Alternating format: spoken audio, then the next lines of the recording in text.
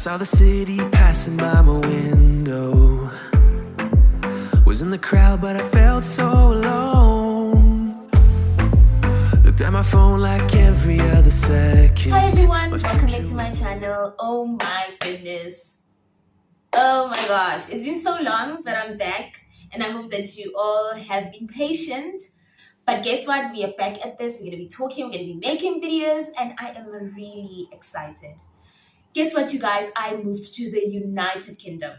Yep, I'm gone. I left South Africa. This was my first time leaving South Africa. So I was just so nervous, to be honest. Like excited. But when we landed in London, I was just like, no ways. There's no ways I've left the African soil. I've left the South African soil. How? Tell me how, you know? But you know what? I'm going to make so many videos for you guys that I want you all to enjoy. But the purpose of this video is for me to just tell you about the first 24 hours.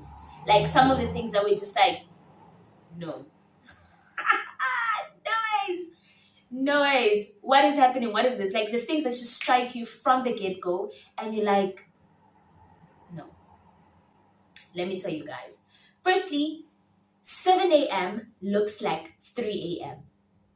I'm not even exaggerating. 7 a.m. looks like 3 a.m. So I landed in London, and then I had to take a taxi from London. And I was driving on the road with my taxi driver, and I was just there like, what's the time? Like I kept checking the time thinking maybe I didn't adjust my time. And it's like, yeah, it's 7. And it looked like 3, but the cars, like people were moving, people are on the go, they're going to work. I was just like, no ways, that's not possible. And then towards the end of the day again, around 4, 5, it starts to get much darker. By 5:30, it looks like it's 9:30. Honestly, like I was just like, no ways.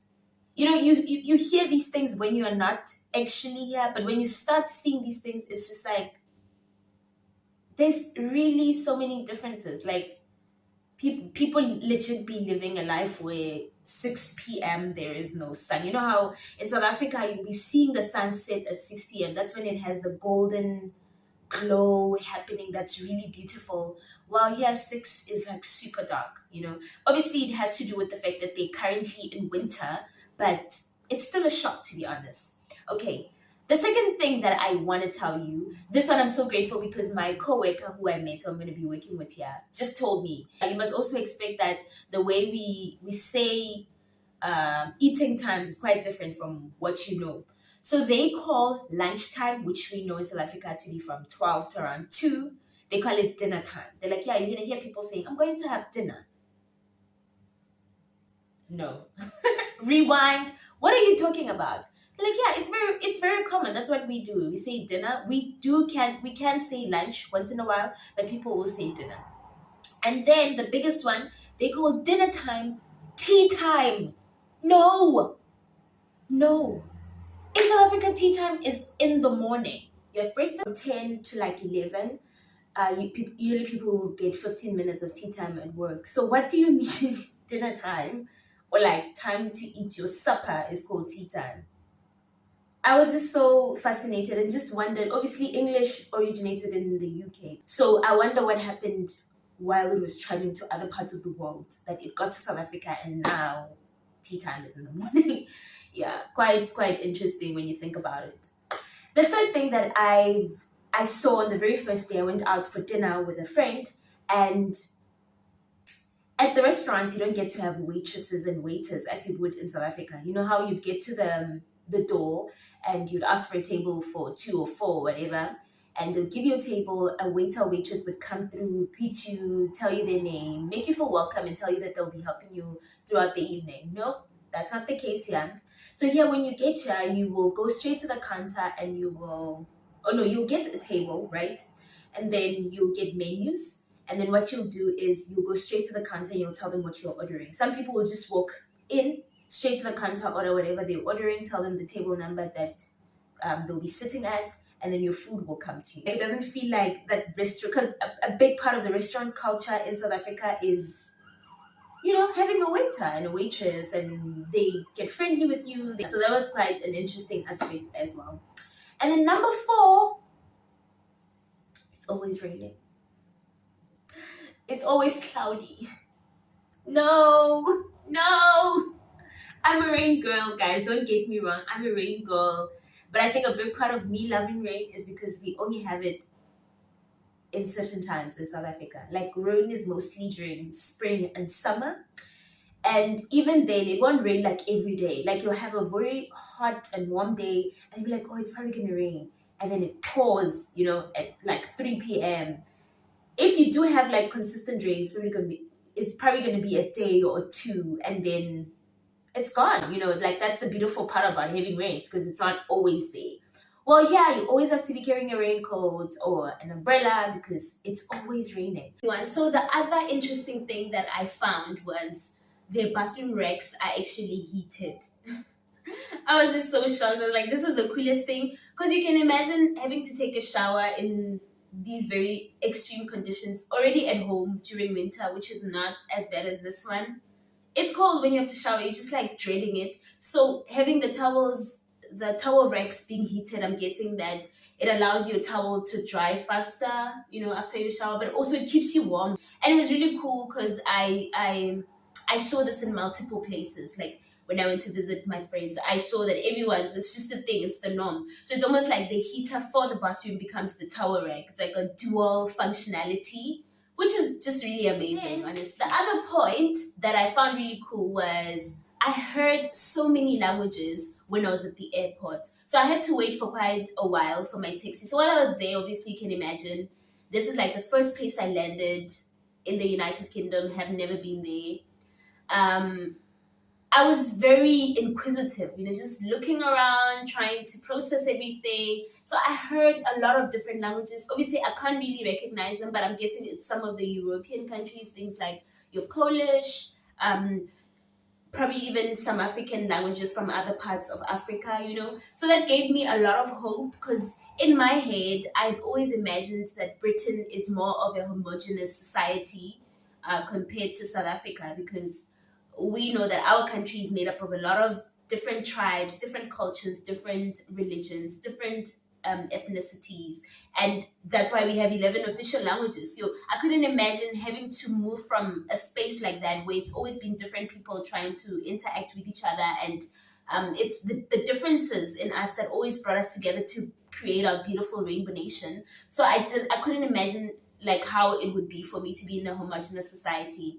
But I've got to realize that, Britain is almost similar like America. They're both superpowers. So it's opened its doors to a lot of people from different parts of the world. So that became a familiarity point for me, being in a space where I'm seeing people who look different, who sound different, who do things differently. It's like it almost removes that element of being afraid of standing out, So that was also quite an interesting discovery from my very first 24 hours. Yes.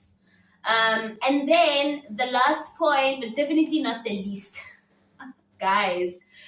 So they don't have like drive-throughs and garages and big yards like we do at home. You know how everyone has their car inside the yard. You can't even see some people's cars.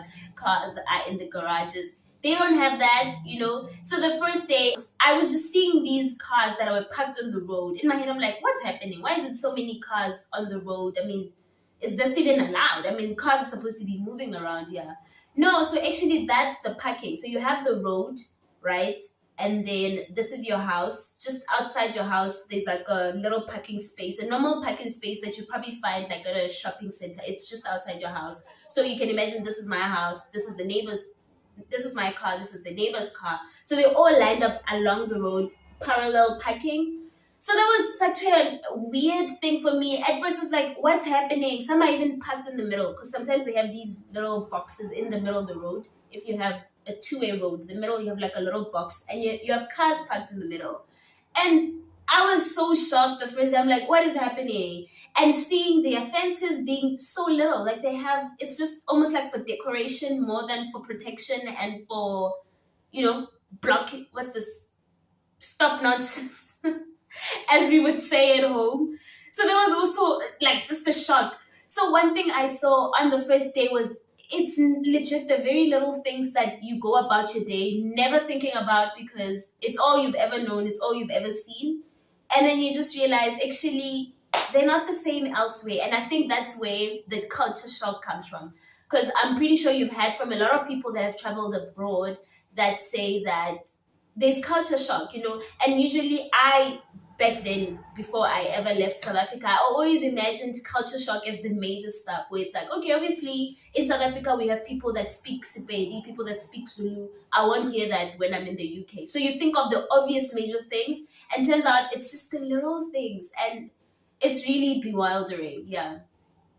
Anyway, guys, thank you so much for watching this video. I really hope that all of you have really enjoyed it. I know a lot of people have been wondering where I am, because it was mostly just my close friends and my family that knew that, oh, I left the country. So to everyone that's been wondering, I hope this has been a really nice surprise for you, and I hope that you will tune in, you'll subscribe to the channel, and you like this video, you share it, and also you'll just tune in, because there's going to be a lot more videos that I'm going to be doing for you, because I just want to record this entire experience, so the time that I am here, I'd like to just record it and contain it, make it as memories for myself, and yeah, include you all in that process, share all of that, and hopefully, besides me capturing my moments, it could also be a chance for you to be inspired as well. If you've always thought of traveling but not knowing where to begin, not knowing if it's gonna be worth it, so I'm hoping that it's gonna be a fun experience for everyone that comes to this channel. So yeah, thank you so much, and I appreciate you coming to the video. Bye.